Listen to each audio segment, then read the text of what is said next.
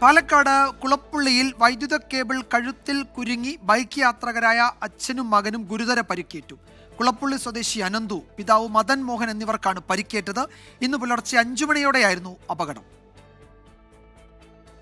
Kulappully AUP സ്കൂളിന് സമീപത്താണ് അപകടം. ഷൊർണൂർ റെയിൽവേ സ്റ്റേഷനിൽ നിന്നും ജോലി കഴിഞ്ഞ് വരികയായിരുന്ന മകനെ കുളപ്പുള്ളിയിലെ വീട്ടിലേക്ക് ബൈക്കിൽ കൊണ്ടുവരുമ്പോഴായിരുന്നു പൊട്ടിക്കിടന്ന കേബിൾ കഴുത്തിൽ കുരുങ്ങിയത്. അനന്തുവിന്റെ ഇടതുകാലിൽ പൊട്ടലുണ്ട്. മദൻ മോഹന് കഴുത്തിൽ മുറിവുകളുണ്ട്. മദൻ മോഹൻ വാണിയംകുളത്തെ സ്വകാര്യ ആശുപത്രിയിൽ ചികിത്സയിലാണ്.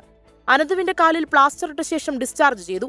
ഏതെങ്കിലും ഉയരം കൂടിയ വാഹനങ്ങൾ തട്ടി കേബിൾ പൊട്ടിയതാകാമെന്നാണ് KSEB അധികൃതർ പറയുന്നത്. 24 പാലക്കാട്.